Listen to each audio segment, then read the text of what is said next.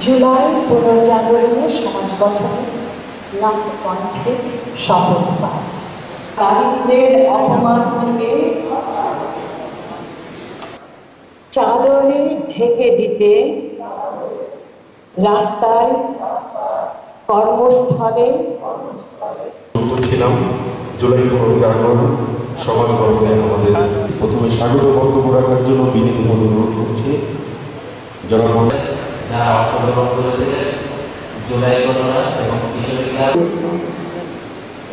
নতুন করে যে আবার শুরু করা নিয়ে আসাই আমাদের আজকের এই সমাবেশ সকল নাগরিকের জন্য তাদের জীবনমান উন্নয়নের জন্য এই আমার গভীর শ্রদ্ধা জানাচ্ছি।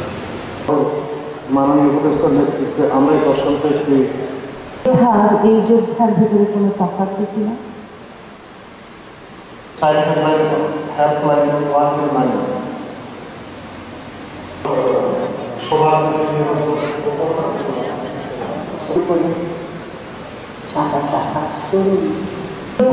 এই যোদ্ধার ভিতরে কোনো তফাৎ দেখি না।